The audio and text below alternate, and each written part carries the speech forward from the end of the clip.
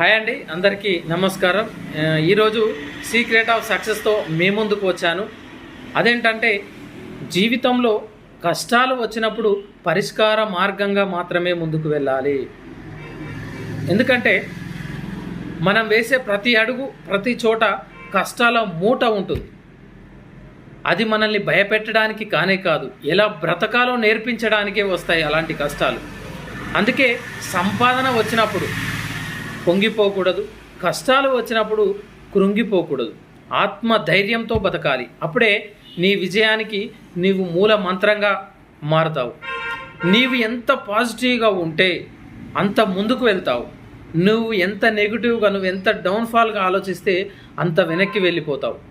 సక్సెస్ని చేరే దారిలో సమస్యలు వస్తాయి, ఒడిదుడుగులు వస్తాయి, ఇబ్బందులు వస్తాయి. అవి వస్తూనే ఉంటాయి, పోతూనే ఉంటాయి.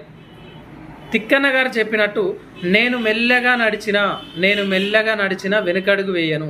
అంటే మన ప్రయాణం మనం చేయాలి, మధ్యలో ఎక్కడా ఆగకూడదు. The biggest strength is positive thinking. అందుకే లైఫ్ అనేది ఒక బుక్లా ఉండాలి అని ఆ రోజుల్లో అబ్దుల్ కలాం గారు చెప్పారు. అదేంటంటే life is a book, every day is a new page, every month is a new chapter, every year is a new series. Be positive, grow positive.